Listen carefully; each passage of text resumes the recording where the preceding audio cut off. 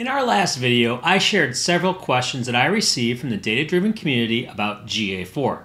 Today, I get the opportunity to sit down with Krista Seiden, who once worked at Google on the Google Analytics team, and she's been involved with Google Analytics for nearly a decade. And I get to have her answer my most burning questions about GA4. Now, I had some prepared questions here that I asked Krista that I think went over pretty well, but then at the end, we had a Q&A session as well that just blew my mind, both the questions that the data-driven community is asking, as well as Krista's candid and very informative answers about the product.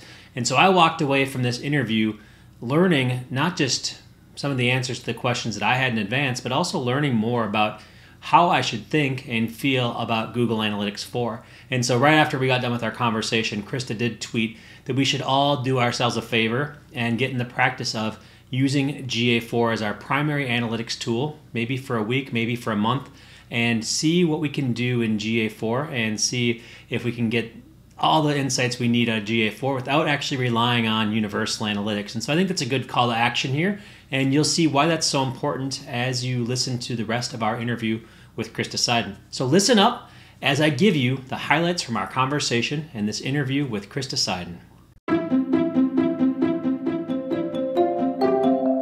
Welcome, Krista. Thanks for having me, Jeff. So great to be here. Yeah, so there's this phenomenon that's happened to me in the last 2 weeks that's unlike any other time in my career. And that is that everybody's emailing me about GA4. I'm getting more out of the woodwork emails, phone calls, text messages than I've ever had before. Is that similar for you, or has it been a steady stream for a while, or how is the phone ringing right now for you? Phone's ringing quite a bit. I'd say that I definitely had a lot of interest in help with GA4 for some time now. I've been doing GA4 implementations since it was App Plus Web, so 2.5 years now. And I have a couple of clients that were really fast early movers, but definitely in the last couple of months, people are now feeling this sense of urgency, right? Since the announcement of Universal Analytics upcoming deprecation date. So I think people are finally hearing the message, probably much to Google's joy that people are finally getting going with GA4. But yeah, it's been busy. I think both on kind of the let's get implemented side, but also on the let's learn GA4 side. So, Yeah. A lot of course interest as well. It's just, GA4 is taking off. Yeah. Yeah. I think once you put a date on it, it becomes real, and it becomes not just a nice to have or put it in your back pocket and just in case. It's like, okay, I need this now. And that's definitely, and it's all aspects, right? It's implementation is one thing, but also learning it so that when you do implement it, or if you put even a Band-Aid approach to it or some parallel tracking, that you're not setting yourself up on the wrong foot, or in a way that you have mistakes that you can't really come back from, right? So there's a basic level of knowledge necessary, even though it's pretty easy to do and pretty easy to install. It's just like universal analytics was like, yeah, you can get some code on your site, but then the more you learn, the more you see, the more you want to get the right data in there, because every day you have data that's not useful for you is a day missed. And there now is consequences.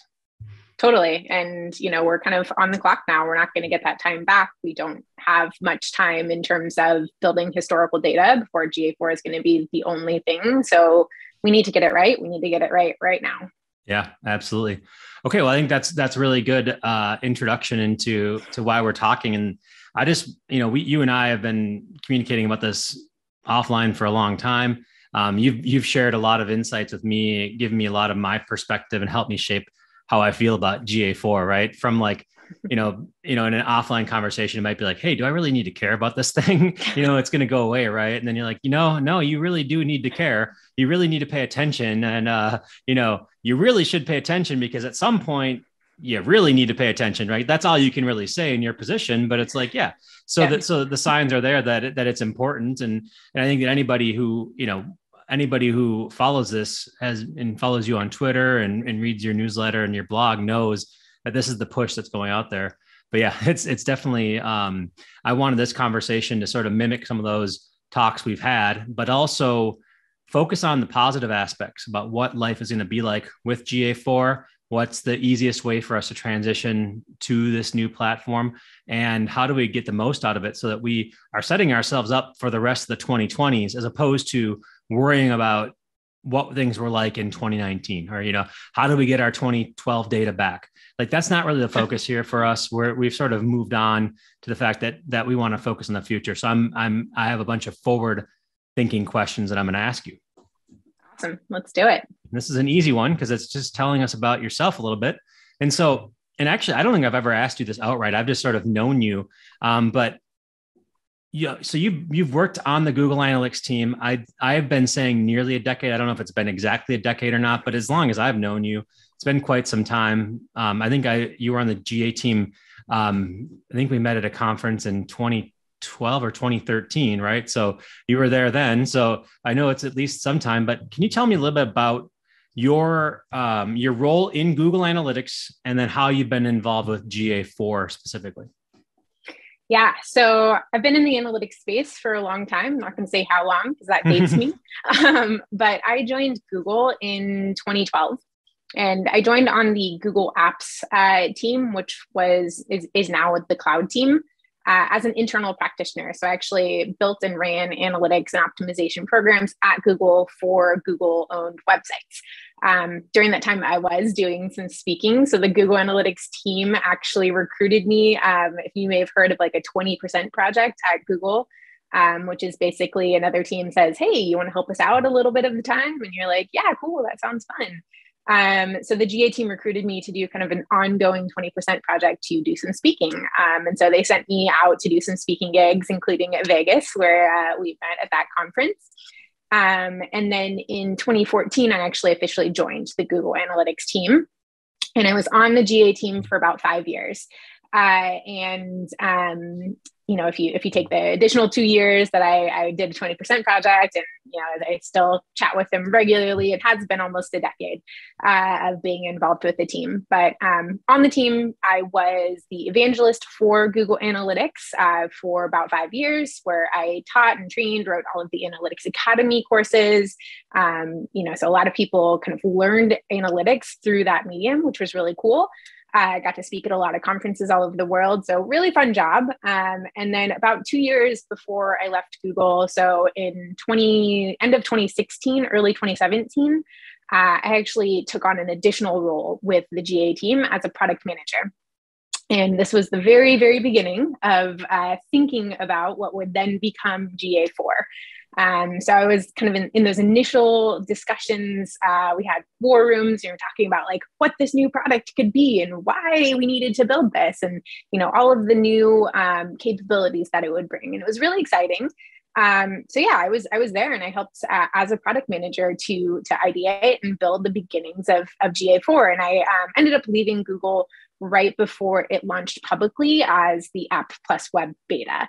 But still been involved, still chat with them regularly, and really excited about where kind of GA4 is going and the trajectory that it's on, and especially just the pace at which the innovation has been coming. And the last 6 months or so, we've seen a ton of features come to GA4 that have really, I think, helped to hopefully ease some of that transition and make GA4 a much more promising product for the future. Yeah, no, I like that. And I appreciate the background, because I those are some things I wasn't fully aware of. I think I just created a narrative in my head that you were there the whole time, but obviously you switched teams and you've been in different roles and sort of done quite a few things. So you triggered a question that I have. This has always been on my mind, and it's also sort of a validation point for myself. So when I try to describe GA4, like the reason for it, I've always said that it's basically Google went mobile first with everything. Like, hey, everything has to be mobile first. Why is our analytics tool sort of a relic of the desktop web? Why do you need to have a computer in order to do half these things, right? Can we make it mobile first? So I was like, okay, this is more mobile first analytics. Let's talk about how do we make data collection more lightweight, less intrusive, make it so that if somebody loses their internet connection, you don't lose the thing, right? Why does the internet have to take up all the bandwidth that it does? Or I mean, the analytics tracking. Let's try to make this a little bit more lightweight. And I think that's sort of how I figured that's where this thing started from. Is there something to that? I mean, I'll give you a little credit. I think there's something to that, but I don't think that is the biggest reason. I think it's definitely part of it. But I think when we were first talking about analytics, we took a look at universal analytics. When we were first talking about GA4, we took a look at universal analytics, which at the time by now has been around for 10 years. It was released in 2012 as universal analytics, but it had been built on top of classic analytics, which had been built on top of Urchin. And so the actual code base for UA is, very old at this point, couple decades. When you think about software and you think about how fast the internet changes and how fast, innovation happens, universal analytics it wasn't on that same pace, right? It was a very old code base, and there's only so much that you can do in terms of continuing to innovate the product on a very old code base. And if you kind of couple that with the fact that so many of the people that had built a lot of that original code were no longer there, no longer on the team, and how, things were changing to be mobile first or to, really be more event and parameter driven in a lot of places, we decided that rather than trying to continue to update and build on top of a legacy system, it made more sense to start to build something kind of from the ground up that we could scale and build in a way that was going to work for the future. And that's kind of how GA4 came to be. That's interesting. So it's like, this might be a crude analogy, but my house that I live in now, there was a house that was there previously from the 1950s. And somebody made a decision, instead of trying to build a second story on that house, instead of trying to modernize this 1,200 square foot house, they ended up tearing it down and building something new. And there's some sentimentality that goes with something that's been around for a long time, with overhauling it and redoing something, but also in almost every single way, once the project is done, living in the new house just is built to modern standards. The height of the ceiling, the doorways, the way that the HVAC works, the plumbing, everything is just better.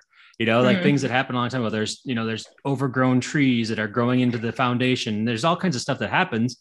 And I think that's likely in many ways what had happened in Universal. There were certain rooms that a teenager locked themselves into, and now you can't get into them, right? There's all kinds of weird little analogies that are happening or that happen in a system that's been around for that long. And so starting fresh is a good thing for those people once you get past the initial disruption. Like when somebody builds a new house, though, it's really annoying.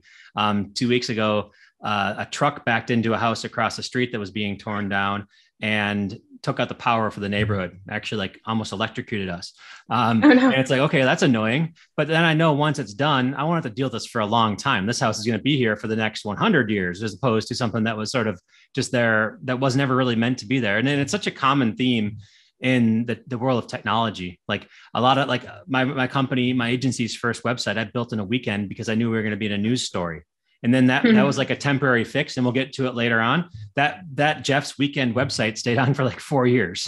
That's just how it goes sometimes, right? It's like you think it's going to be temporary, and then it's there. And so I think that it's a brave and bold move to say, yeah, we know this isn't going to be popular. We know it's going to be disruptive, but we'll all be better off in the end. Yep.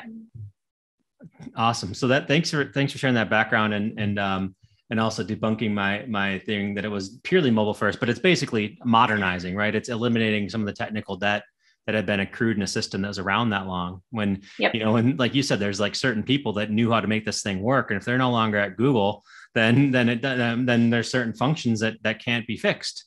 I remember hearing that. So cool. Let me move on to the next question. And that is about the deadline. So we mentioned the deadline. There's a date out there in the world now, July 1, 2023. I was happy to see it. I was surprised it was that quick. I'm sure you knew this for a long time. A lot of people knew this for a long time. I was like, okay, well, that gives us, what at the time, 15 months to collect and tag the data so that we can actually have year over year comparisons. Gives us 15 months for every consultant to sort of have the best year ever for themselves to like make these changes to transition, for people to map out what they had and their legacy, what they wanted, and to make it better. Yeah, there's all kinds of cool things that are going in there. So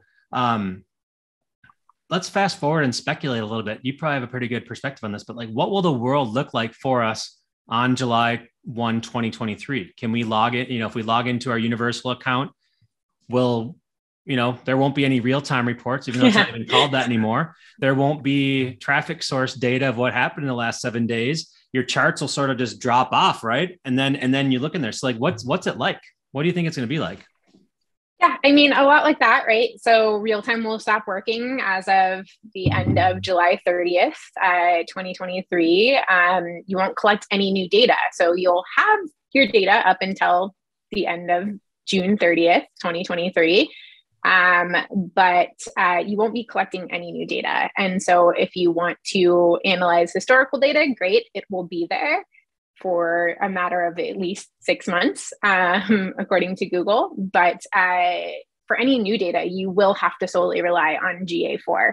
I don't think that's the first time that you should log into GA4 and rely on that data, because it's going to look and feel pretty different. And you do need time to kind of transition and get used to that new look and feel.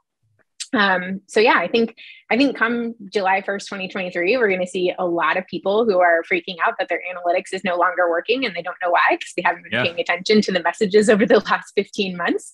Thankfully, that's no one on this call, since you are all here and you are well aware that this is coming. But it'll be interesting for sure. I suspect both of us will be getting a lot of calls from people being like, "Oh my gosh, my analytics stopped working."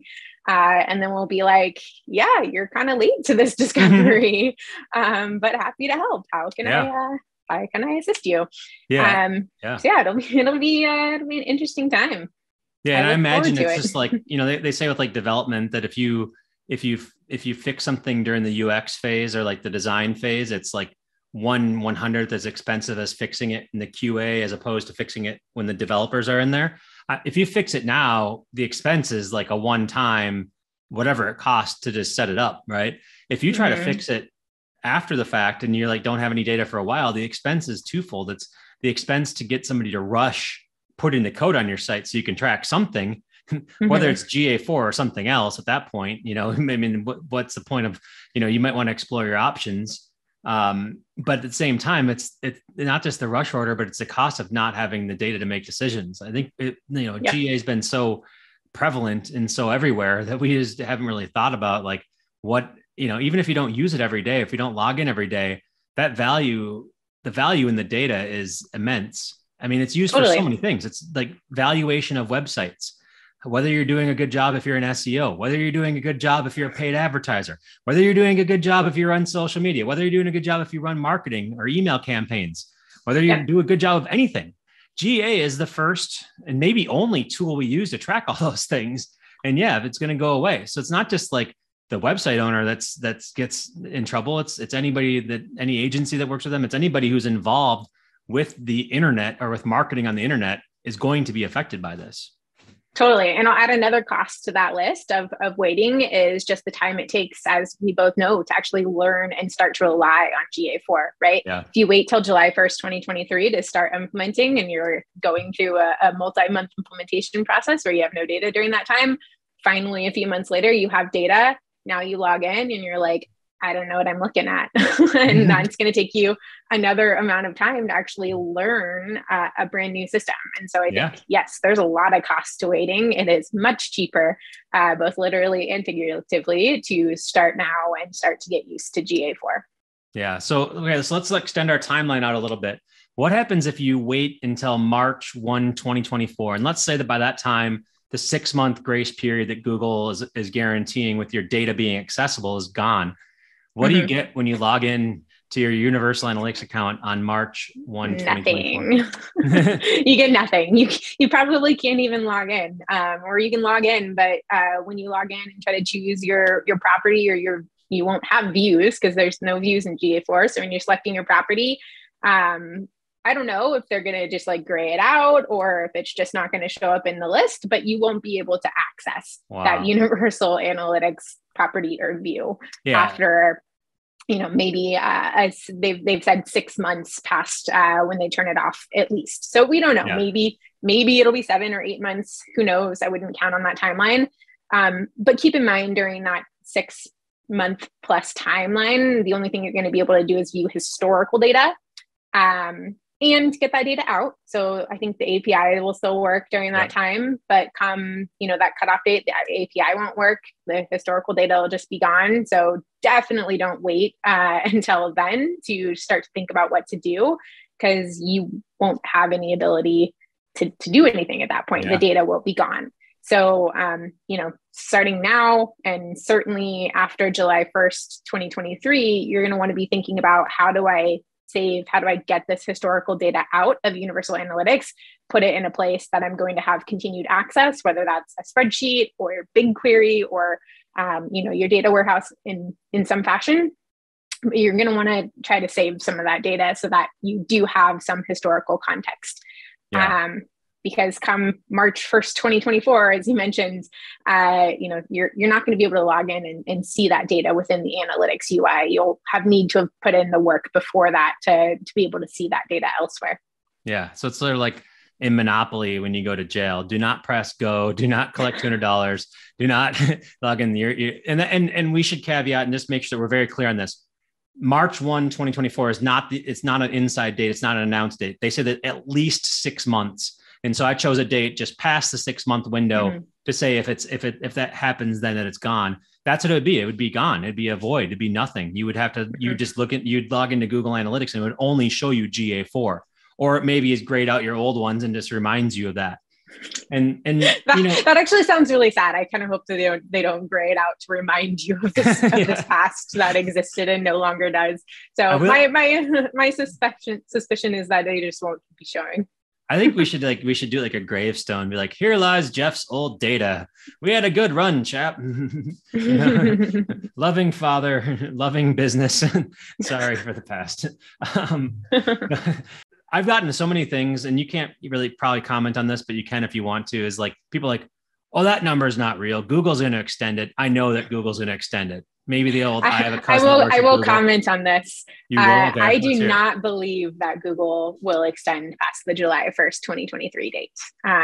So, that's not Google, that's me. But I feel like I know Google pretty well at this point. So, I don't think that they are going to extend that date. Yeah. It's like a lame duck at this point. Like, you got to get the old one out of office to get the new one in, right? There's a certain thing where you got to, once the Band-Aid's ripped off, you got to do it. Okay. I'm going at a very slow pace, but the next question was, what does it mean to be a mobile first analytics tool? We covered that, but I was just curious about like privacy first. Is GA4 privacy first? Is that a fair way to put it compared to GA3? I think, that's a great question, because I actually think that's another one of the things that we were considering when we started to look at this, and that became ever more important, as time has gone on, is that GA4 is built to be privacy first. It is built with the ability to do things like conversion modeling and behavior modeling when we don't have data, right? We don't have cookie data because somebody hasn't consented, or, their cookies have refreshed or something like that. GA4 was built in a way to try to fill those gaps in a privacy safe and centric way, of course. Yeah. It also has a bunch of new privacy features that have been rolling out, such as, they were anonymizing out IP. Now they're not even collecting it. And you can change based on the country that you're in, various settings, consent mode, both for analytic storage and ad storage is available. So there's a lot of things that have been rolling out to make it even more privacy centric and privacy safe. So yes, I think that this is another big thing that kind of sets GA4 apart, and also kind of highlights how Universal Analytics is not really set up to scale in the future, because it doesn't have a lot of these capabilities. Yeah. I mean, if you think about it, like when Universal Analytics or even the Urchin Analytics was started, no one cared about privacy. Yeah, the cloud didn't even exist. Like it was like there was like the beginnings of an idea of something called the cloud, and then like it was just like at Google servers, probably in Mountain View, and there's probably a guy who knew how that server worked. And then he left 10 years ago. And now it's like, okay, well, hey, can you figure out how to get it off of our servers and put it into the cloud, which we created and all that stuff? It's like, there's a lot of complication there. And this is the reason why a fresh start, it's allowing you to do these things. Separating the data from the US versus EU was probably impossible with Universal, or nearly impossible to do that because of personnel and decisions that were made 15 years ago before they even knew the implications. Nobody cared about privacy because privacy was hardly an issue, right? I mean, it was an isolated thing. Now you have to be much more mindful of privacy because the tools have gotten so much better to find holes in systems, to find exploits, and the technology is just so much more secure these days because it needs to be. And so to have something that was 15 years old trying to compete with the big boys and the big girls from right now, not a very easy thing to do. Yep, totally. Okay. This is probably going to be the one that we're both going to agree on the most. And this is, what's the number one thing that you're glad to see go from Universal Analytics? We're laughing because we both know what I'm going to say. Bounce rate. This is a metric that I never liked in UA, right up there with time on site, because they're calculated very poorly, right? They also did not scale with how the internet has changed.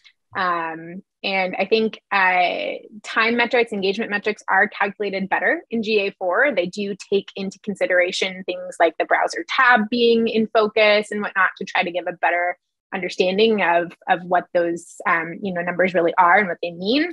But that being said, I'm not a fan of bounce rate. I do realize there are some verticals that rely on it, such as publishers who really care about it. I think there are other ways to gauge content engagement and whatnot, but I am happy that is no longer in GA4. I am sad that it is actually coming back to GA4, spoiler alert. However, it is not coming back in the same way. So when you do see bounce rate come into GA4, it is not the same as what you see in Universal. It's actually the inverse of engaged session. So it's literally just 1 minus engaged sessions is what they're calling bounce rate. And so you can actually calculate that now already in GA4 if you just make a calculation, let's say in Data Studio for 1 minus engaged sessions.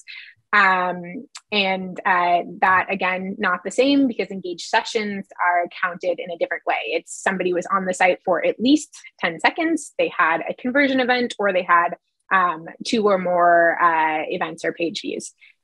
So that definition is different. So just keep that in mind when bounce rate comes back, but ideally just don't look at bounce rate. Awesome. Yeah, that's. I don't even have anything to say on it. I've weighed in on bounce rate a lot. That it's not really a metric; it's like a lack of metrics. And I think that anytime that you do something based on a percentage of something that can be easily manipulated or misdone is a problem. And so, I would rather replace it with something that has more to it. It's like it's really an on-off switch. And on-off switches aren't really very helpful. It's not analytical to me. Okay, so I had a really good debate over the last week with some other people we met at Super Week, and it's about whether or not we should be looking at alternatives of Google Analytics, both an alternative to Universal, which is revered and loved, and then GA4, which is the heir apparent. Obviously, if you're into GA, then that's the heir apparent, especially if you have the Google stack of Google Ads and you have GTM and you're doing all these other things. It's heir apparent. Like it should be what you do. But I also think that there's some things that just out of the box, even Universal, which is revered, wasn't the greatest at, right? So like totally a prime example is data visualization and reporting. We knew it wasn't the greatest. And so they moved it to Data Studio. And that is, I think, a world-class tool to supplement that area. And there's other parts of GA that were good, but I also use other systems as a source of truth, like ad platforms, my email marketing tools and stuff like that. So it's never been as perfect as maybe the narrative makes it out to be now that it's going away, like it never was. But also, like, do you think that GA4 can fill 100% of what we lost from Universal? Do you think it's like 90% and then supplement it with Data Studio? Is it 80% where the middle is good, but you actually want to supplement somewhere at the beginning? Any thoughts on like how is GA4 as a replacement for what we came to know and love from Universal? I want to hear what you have to say on this before I chime in. I think that this is an opportunity for all of us to reevaluate what the overall strategy is for marketing. I've been saying that for a long time because in my career, people say, I need to learn Google Analytics. I'll Google somebody named Google Analytics trainer. Jeff's thing comes up number one. I'll email him and ask him to do a workshop to train me on Google Analytics. And then I spend 2 or 3 hours asking them what their strategy is. And they say, I don't know. And then before I can even teach them Google Analytics, I need to help them develop what their strategy is and what they care about. And then at the end, they're like, oh, we never really talked about Google Analytics at all. We had a counseling session about what your business should do. I think that if you're in that boat as a business, then the counseling session is equally as important as it was with the other tool. And ultimately, the outcome of that counseling session is what's important to you. And GA4 should be able to track the majority of those things. So I think that it is an app. It's a replacement for somebody with strategy. I don't really think it changes all that much. And in fact, you might be happier because there's fewer things to sort through. Like if you're trying to do a dashboard with your GA4 data and there's 60 parameters in the API as opposed to GA Universal, which had 410 parameters, whatever that number is, it's just going to make your life easier because you don't have as much noise that isn't important. Yeah. So I generally agree with you. I think there's a lot less noise. I think that was, intentional. I think some people would call that a negative because they feel that there's less flexibility. But I think, it helps you be more thoughtful with what you're doing and how you're implementing.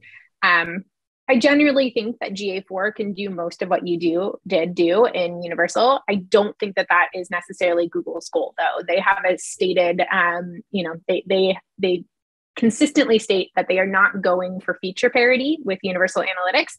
They're going for use case parity, which I think is okay, right? We don't have to do things the exact same way with the exact same features as long as we can get kind of the same types of insights that we're looking for. I also think that GA4 adds a lot to what we can do. We never had access to Explore before in Universal unless you were a 360 customer. And even then, you didn't have all of the same exploration techniques that you can use in GA4 for free. Yeah. We've never had the ability to customize reports within the reporting UI and definitely not customize the navigation. I think that's pretty cool. You can kind of tailor your analytics account now to be, what your organization needs. We talk about things like BigQuery export being free for everybody, data deletion being super easy and available in the UI, event modification and creation. I think there's a lot that GA4 adds to the scenario. But in terms of whether people should be looking elsewhere, look, I think I've seen, especially right around the announcement date back in March, a lot of people were putting up polls on Twitter and LinkedIn and various places saying, like, are you going to leave GA? Like, are you going to look at something else? And there was a few things that kind of bubbled up, Matomo, Piwik, a few others. Mm-hmm. And people were like, I'm definitely leaving. I'm not doing GA4.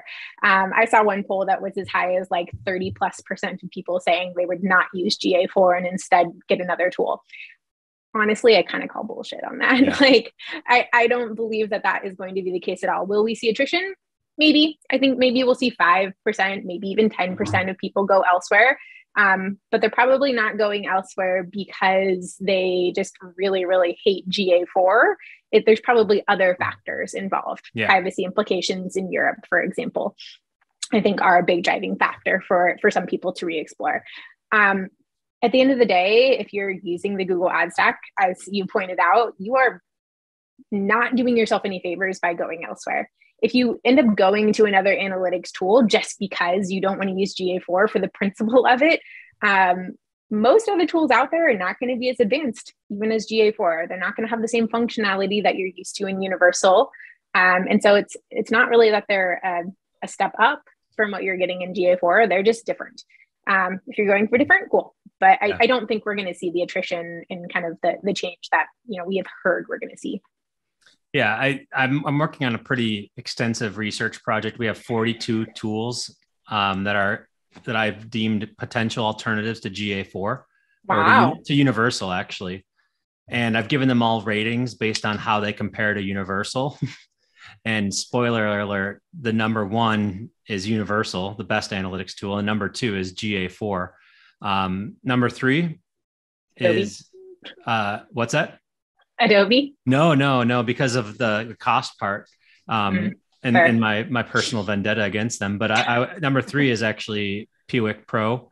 And then there's some other fun ones that come in there that you would be surprised about, but they would actually involve so much work. But most tools out there are specialty tools, and they're not an all-in-one suite. They're not meant to be sort of like the marketing data hub for the potentially for all of your web and app activity. Yeah. They're just very specialized. And so, it's hard. Like you're trying to replace something and it's just, this isn't there. And then I think once people are asked to take out their credit cards, like, it's going to change a lot. Even if it's $9 a month, can you imagine paying $9 a month for anything? You know, I just don't really want a lot of people won't. For that. Like, right? I don't think people, we don't realize how generous Google was with their limits until we realize how much it costs these other companies to do that. Totally. Yeah. GA free is not a free or cheap tool for Google to run.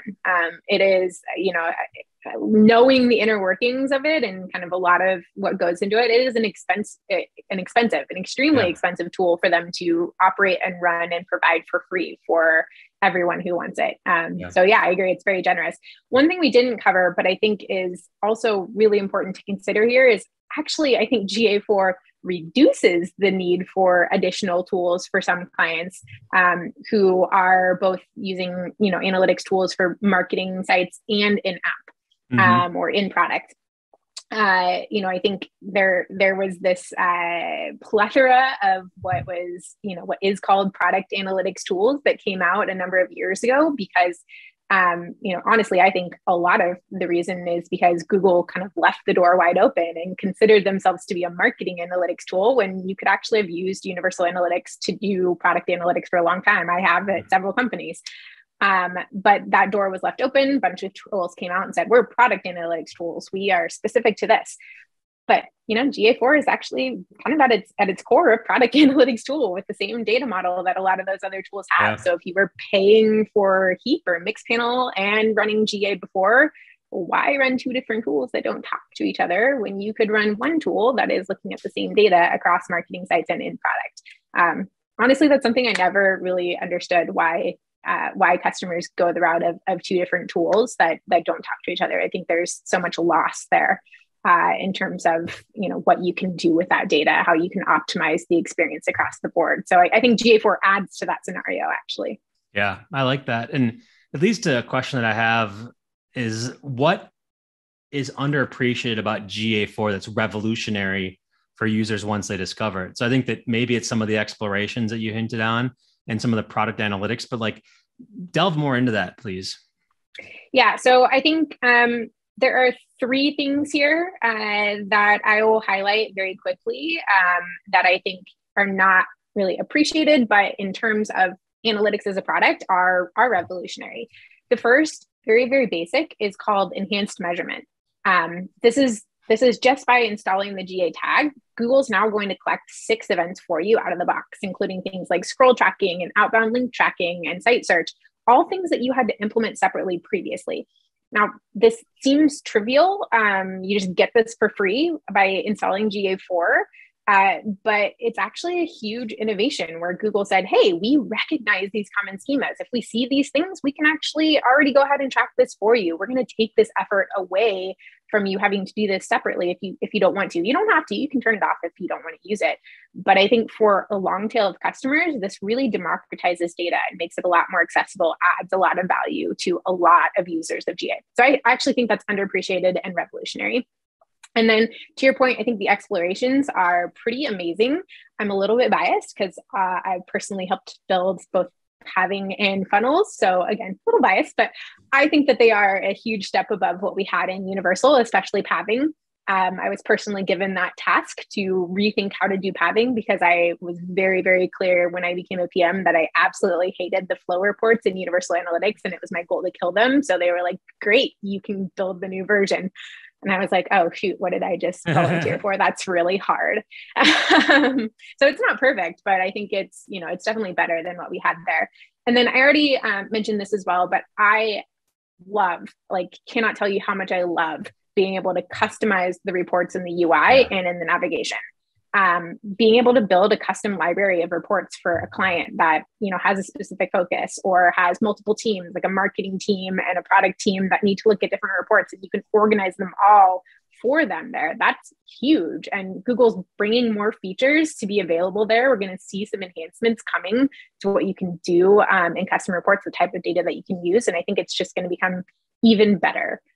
So I really look forward to how that feature is going to continue to improve, because I think that is, in terms of Google Analytics, revolutionary. Yeah, that's like the one that I don't think, well, people complain a lot about views and the loss of views. And I'm like, this is going to be the answer to it. What did views actually give us? Like, it was a view was a way for you to limit what data was being seen by people, and to clean up your mistakes when you screwed up or when you were testing. Debug mode, or debug view, whatever you call it, allows you to just do that. Amazing. No history of it. And then combine it with a custom report that you give somebody exactly what they can see. You can customize the interface. Now you're not having to create a view so that Don in accounting can see something about a subdirectory, and it never worked anyway because filters were an imperfect tool. Now you can actually say, okay, well, here's what you actually care about. It is the biggest, I think the biggest use case that people will realize is probably the most important thing for us. And it's the one that makes it so that GA4 can be now in everybody's hands. It will take work, of course, but now you can share things with people who normally wouldn't care about analytics. Yep. Agree. This is the last one about features. And that is, what feature do you hope that they add to make your life more complete? Now, you probably know some things that are going to be added, but like, just you're like, hey, I can't wait till they add this. Now, I know it's a tricky position for you because you might already know some things coming, but maybe you can, even if it's something you know is coming, like, what's something you can't wait for it to come in? I mean, there's so many things, right? We all have our long wish list. Top of my list, item scope, custom dimensions, being able to auto register enhanced measurement parameters as dimensions so that they don't count against your quota, UTM term and content available in the UI, filtering on custom reports. There's a whole bunch of things that I can't wait to see, hope to see very soon. So yeah, I think all of those, but honestly, the one that tops my list, and it's I don't know, arguably not as important as those others, but it's a little bit personal to me, is before I left Google, on my roadmap of features that I wanted to add to pathing was the ability to filter by parameters, since you can only path on event names. I think it will make that report so much more useful. Oh, yeah. And it still hasn't been added, even though it was like top of my list of things for the roadmap. So that personally is what will make my life more complete. But that's, I like it, because I want to see that. You can put all this stuff in there. Built. No, I like it.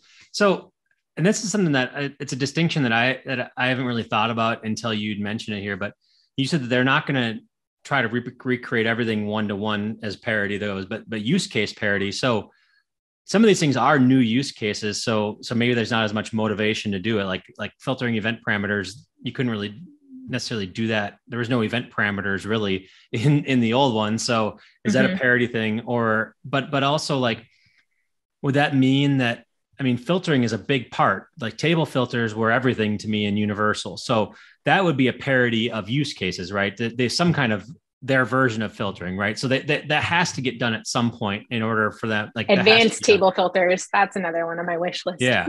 I mean, that's like, if you don't have that, then it's not really much of an analytics tool, right? You have to then query and everything. So those are things that we can say, pretty good chance Google's going to address it, because that is a use case parity.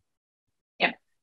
Well, I don't know. I can't say that in terms of what they will or will not address, but I have my wishes, and I constantly let the team know what my wishes are. So hopefully we'll see some of those soon. Cool. Well, I appreciate having you on the inside, fighting the good fight for all of us. It's good to know people, huh? Yes, for sure. No, it's good to have that in ear from somebody who cares about the product like you do and has been involved for so long, because you can tell the internet cares about the product. It's just that does it make its way to the people who have an influence on it? And I think you're the conduit for that. Hopefully I can help. Yeah. Yes. Well, this is already helpful for me to get this into perspective. Couple easy ones. What's the best way to follow you for updates? I know you have an email list, you have a website. Maybe tell everybody how they can find you and what channels are the best way to get more updates on things like GA4. Yeah. So thank you. I do have a website. It's ksdigital.co. So you can join my mailing list there. I regularly send out newsletters with GA4 tips and articles to read and various educational elements, information about my courses, etc. So that's a great way to stay up to date there. And then I also do a lot on Twitter, a little bit less on LinkedIn, although I do post on LinkedIn as well. But on Twitter, I'm at Krista Seiden. LinkedIn, same thing, Krista Seiden. And so I think Twitter and my newsletter are probably the best ways to stay up to date on all the things I'm thinking about for GA4. I've been on a little bit of a Twitter kick where I'm trying to do a thread a week about GA4 tips. Some weeks I'm better than others, but you can follow me there for some GA4 tips and occasional baby pictures and comments about travel. Awesome, love it. So I put all those links into our chat, and we'll make sure that does go into the recording and everything too. And then, is there anybody else you'd recommend to stay up to date with for GA4 developments? I know there's a lot of the old suspects, but yeah, a lot of the old suspects, right? Simo, you. I think there's some newer ones too. Bree Anderson, I think, does a lot of great GA4 stuff as of late. Charles Farina, he's not new, but Fred Pike. There's a bunch of people doing a lot of really great things out there. I think if you, my dog just like it's all about me.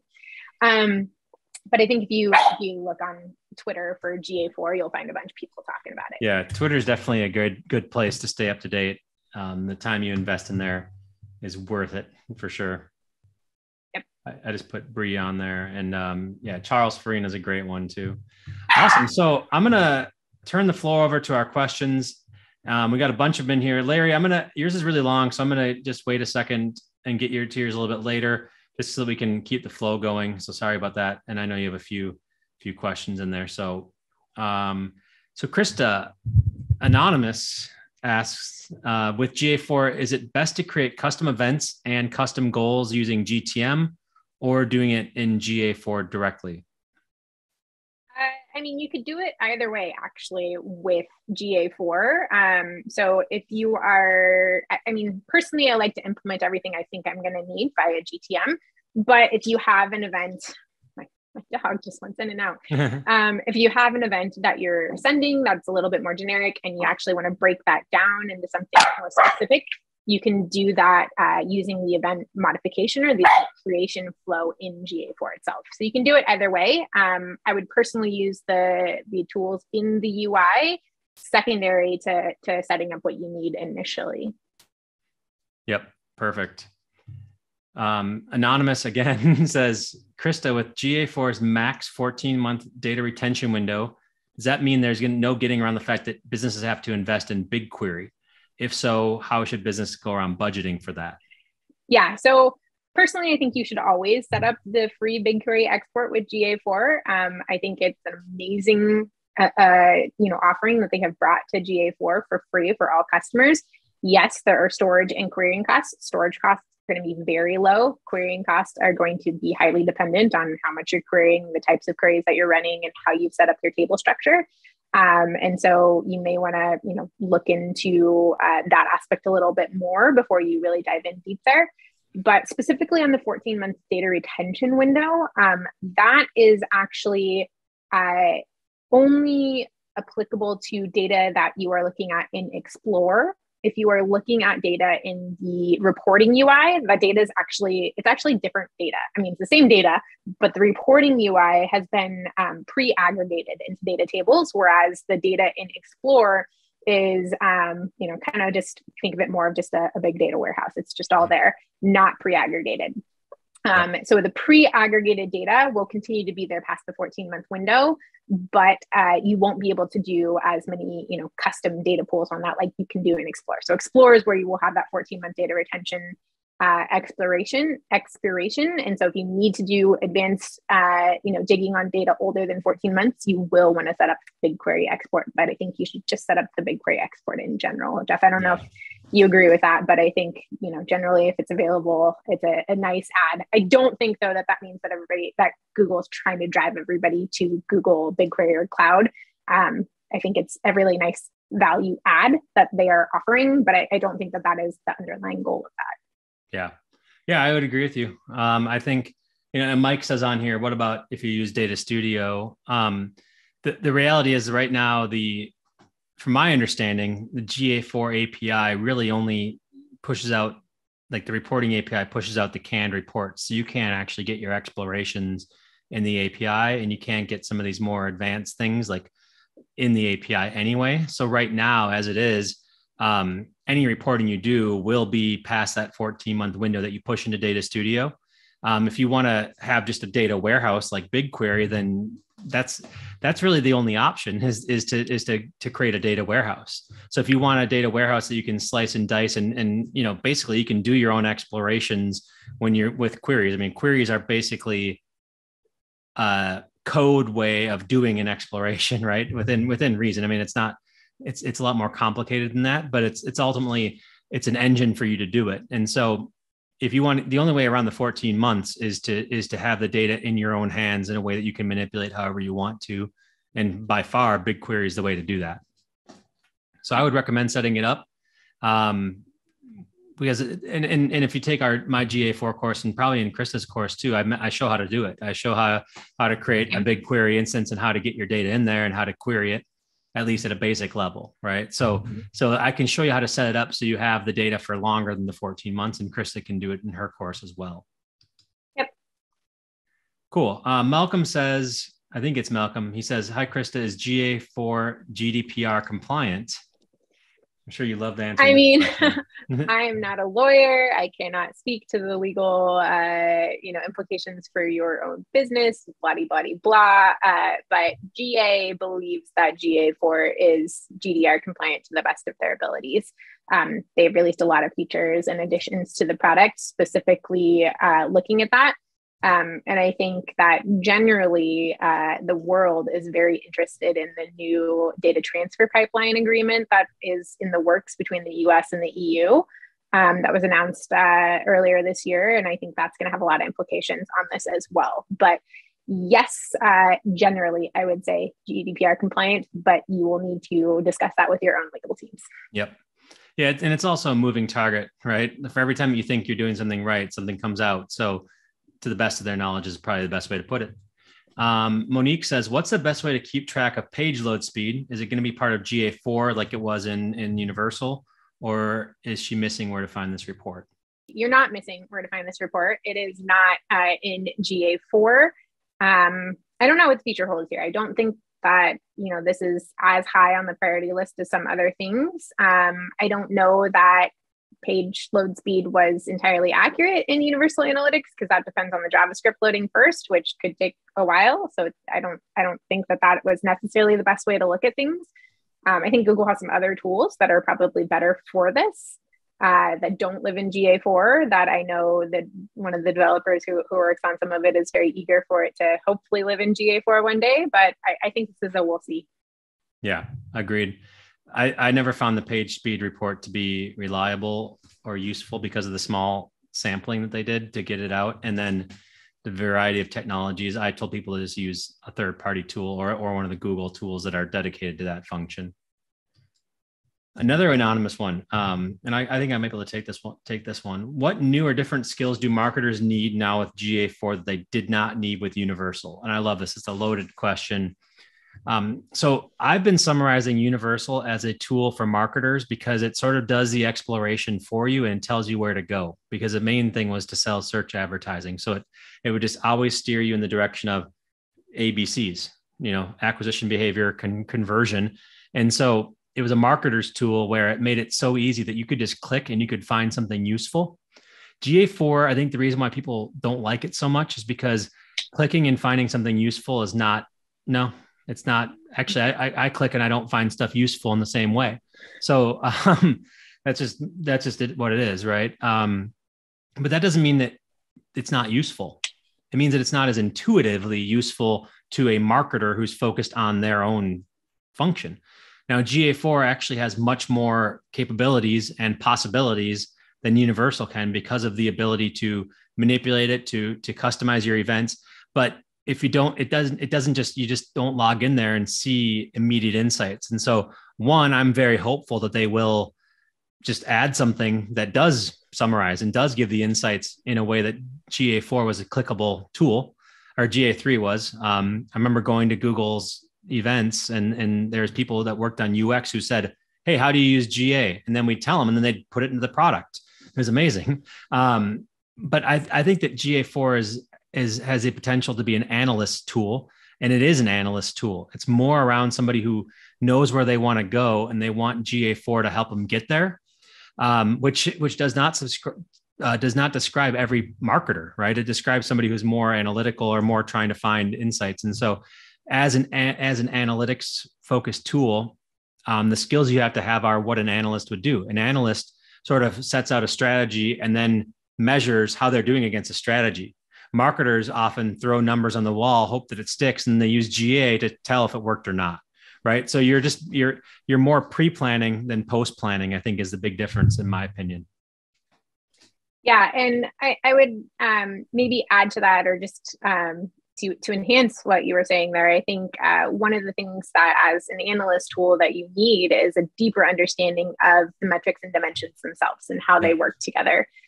Because a lot of what you're going to be doing in GA4 is actually building custom reports in the explore section where you have to choose which metrics and dimensions to add. So I think you do have to have a deeper understanding of that and the data model in general and how it works. I don't think that means that you need to be super technical to understand that. I think you can absolutely understand that mostly through just use and kind of getting more and more familiar with the tool. But I think you need that. And then if you are going to use BigQuery, SQL skills are also helpful there. Yeah, for sure. Monique says, in UA, the attribution model comparison is really helpful for considering the value of different sources. I know I can set the attribution model in GA4, but is there a comparison view? There is. It lives, interestingly, not intuitively, under a section called advertising in your left-hand nav, not under reports. But under advertising, there are two attribution reports. Specifically, one of them is a model comparison tool, and that has data-driven attribution for everyone, now available for free in GA4, whereas in UA, DDA, data-driven attribution, was only available for 360 customers. Awesome. I think that's great. Richard says, this is a great opportunity for orgs to reevaluate their conversion tracking strategies, meaningful KPIs, et cetera. Have you any insight, advice, tips for guiding clients through this migration? 100% couldn't agree with you more, Richard. My biggest tip here is do not use the automated migration features that GA4 provides in terms of if you use GTAG hard-coded. They will kind of use that same coding for GA4, but it will take your event tracking from Universal and turn the action into the event name and the category and the label into event parameters. And if you had a poor setup or not very structured setup in UA, you will now have a poor, not very structured setup in GA4. So that's probably my biggest tip is go into this thoughtfully. Like you said, it gives you the opportunity to reevaluate your strategy. Think through, how you want to use events and parameters, what makes sense for your business, how you can ideally reuse as many of the event names and parameter names as possible so that you can scale what's available through, your parameter quota and everything in the UI. But I think you hit the nail on the head. It is, I think first and foremost, you just need to think through the strategy for GA4. Yeah. Yeah. I would say a big reset opportunity is in what is a conversion. I think most people got conversions wrong in Universal. 20 goal slots is too many. There's no companies that really have 20 goals. An additive conversion rate where everything's a conversion and you have over 100% conversion rate is not a strategy. So I think that I would be more conservative about it. One of the problems that I have with GA4 for recommending events is that they don't make it into the interface anywhere. Like when you run Facebook ads and you do one of their custom pixel event or one of their recommended events, it changes all of Facebook ads. Like the entire interface is gathered around the event that you put out there. You do that in GA4 and it's like, okay, well, where was that? Do you think there's going to be any plans, or is it, if they are mention anything about how those things will become more useful? Because I think that they're a huge opportunity if you can standardize your convention, and it will carry with you throughout. Yeah, so I think that there was two reasons why Google set out this recommended event strategy. The first is kind of exactly what you said, that essentially Facebook is doing is they, had stated that they wanted to build, more specific reports when you were using events that they could recognize, right? It's all about the structured data. If they understand what you're sending them, they can provide more out of the box reporting. That was a promise that we haven't yet seen fully, realized. I think there's a few things that will surface, but not a ton yet. The other thing is that by providing recommended event naming, they're kind of putting a naming strategy out there that hopefully people do follow, so that they don't end up with 15 different ways of tracking a lead form submission. I think that was, one of the downfalls of universal event tracking, is that it was so flexible that you could do it any way you want, and people lacked strategy. With GA4, it actually makes a lot more sense to reuse event names and parameter names, depending on what you're doing with them in terms of conversions and pathing and whatnot. But you have a limited quota of parameters that you can register as dimensions. And so you will want to reuse those and ideally keep your, event name strategy manageable as well. So I think the other benefit of recommending event names is that it gives people a bit of a guidepost of kind of what to go for and how to structure their data. Yeah, I like that there's enough of a guidepost, because in the past, like even stuff like naming a UTM, if there was a library of these are the 15 different sources, people wouldn't screw it up, right? The open-ended system sounds cool. It's a very Web 2.0 thing, but I think that actually in Web 3.0, or now we're starting to pull things back a little bit and saying, okay, well, here's a taxonomy that will work for most people. And we're going to go with it. Yep. Samantha says, what are the recommended options for historical data from GA3, BigQuery through Supermetrics is the question. Yeah, so there's a number of tools out there that will, help you to do this. I'm almost positive we're going to see a number more come to market in the next few months, as every company is scrambling to help here. But yeah, so one of the things that we're actually covering in the new course that we have on KS Digital Academy is actually getting your data out through Supermetrics to BigQuery and through Supermetrics to a spreadsheet that you can then visualize with Data Studio. So I think that those, that's one way. There's Analytics Canvas. There's a whole bunch of connectors out there. If you're taking data out just, via the Google Sheets add-on with the API, you want to make sure that you kind of get it to a static place so that it's not currently refreshing, because after that, potential January 1st, 2024 date, or whenever we no longer have access to historical data, that API is not going to work anymore either. So I think the biggest thing is make sure you're taking it out to someplace static that you can keep that data rather than having it constantly refresh. What I'm hearing is there's going to be a lot of different options coming up. Scripts, things coming together. There's probably going to be some paid services. We may see something from Google too. Yeah. Don't know yet. I wouldn't put it past them. We'll see. Yeah, lots of services. Yeah. So it's almost like a number one priority right now is get GA4 on your site and working in some way, shape, or form before the end of June. And then, you have more time to worry about your data coming into a data store. Like you can pretty much do that to the 13th hour, whatever they call it, 23rd hour, 11th hour, whatever it is. But yeah, still be careful with it. Larry has a custom event and he has parameters in it for a form ID and a form URL. And yet he can't actually pull in those dimensions, or he put them as custom dimensions, but he can't see them in the parameter drop down. That's what you said earlier about event parameters not really accessible in the interface, right? Yeah. So right now, not like some of your custom dimensions and metrics aren't easily accessible in the reporting UI. They're accessible in Explore. But this is, a big ask to the team, something I do think that they will solve in, pretty soon. So hopefully we'll see some solution here. Yeah. So you're not doing anything wrong, Larry. That's just how it is right now. And am I correct in saying that it is available in BigQuery as well? So you can get it either through BigQuery or through the exploration reports? Correct. Yeah. So you just have to, So you have to do some customization, some playing in the exploration reports, then you can get to it. Okay. Monique says, one of my client sites has 3,000 users per week, pretty low traffic, but super useful because we have used annotations for campaign start end dates and there are often seasonal spikes to compare. What's the best way to export or save data? I've heard about the Sheets add-on in BigQuery, but I don't know where to start. I think we just sort of maybe address that a little bit for you, Monique, is that it's a fluid thing. If you want to store it right now, the solutions are different than if you want to store it in the future.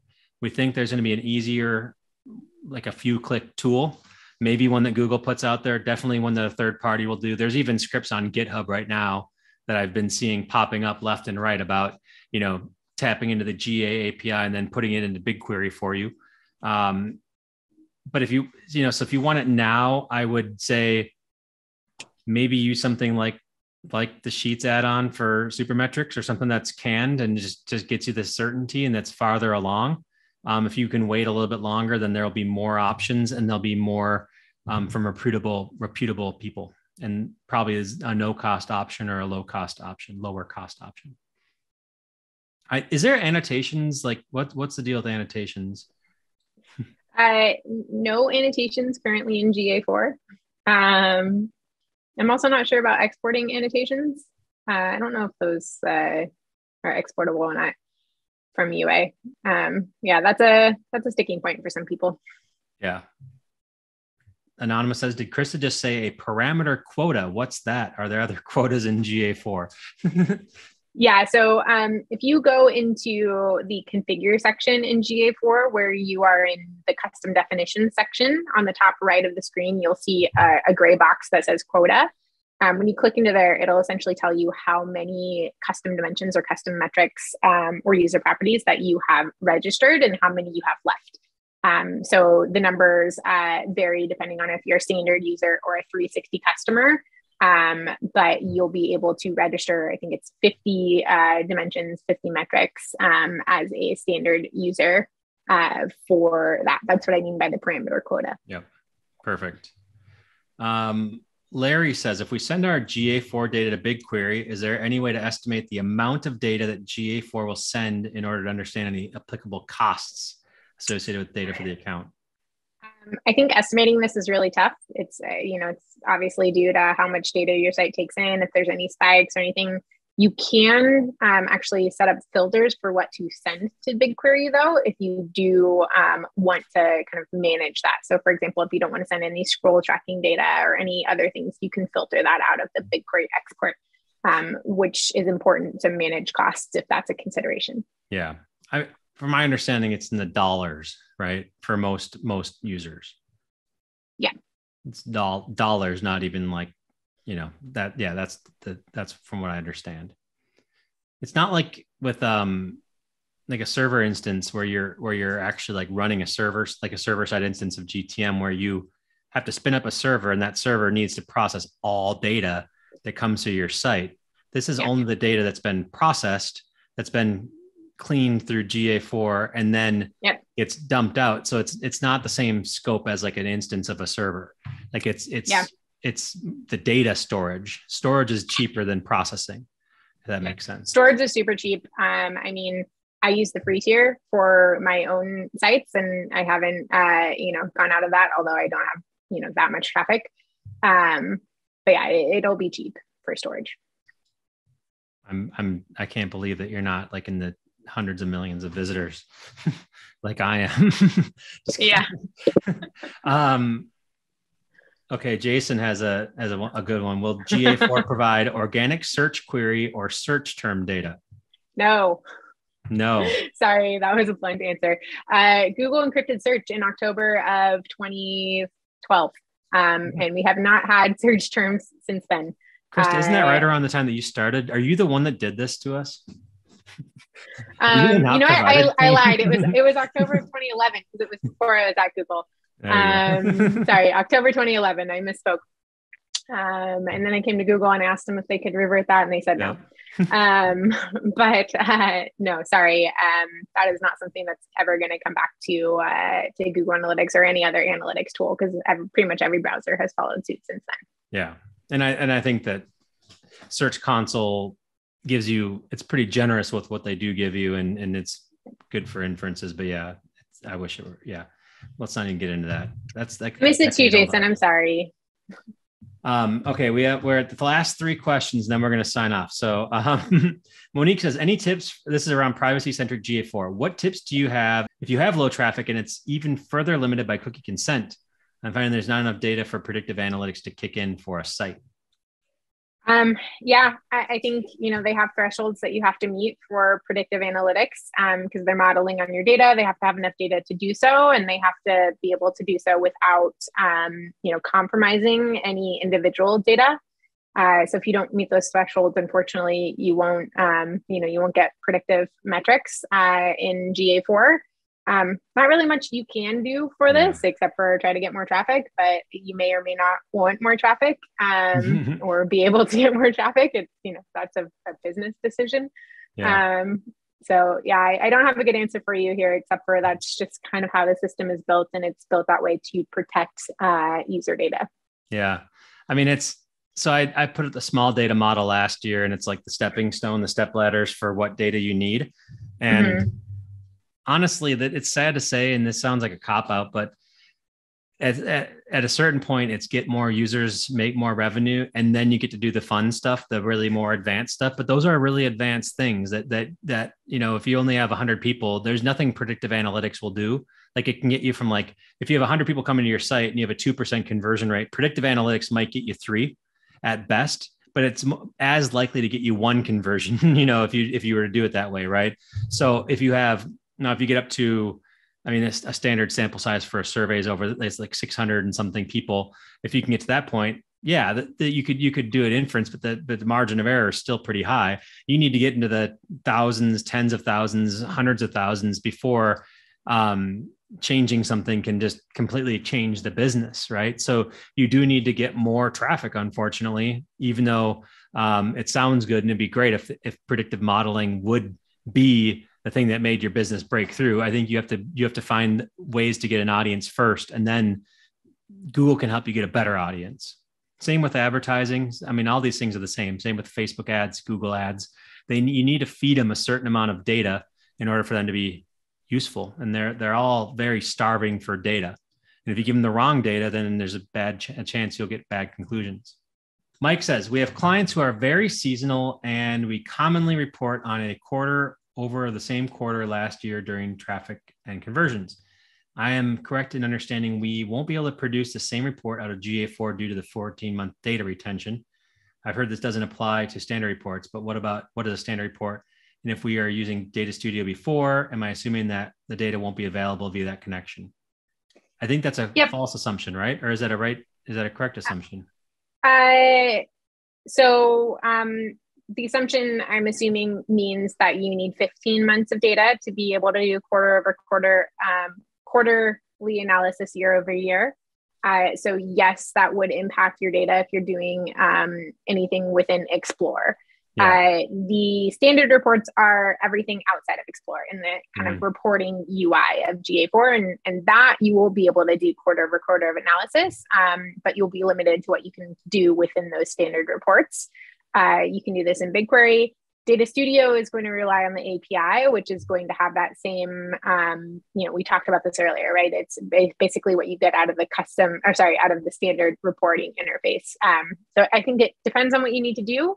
But in your case, you may need to look at BigQuery, or the other answer here that we haven't talked about is upgrade to 360, because at 360, you have up to a 50-month data retention window that you can select.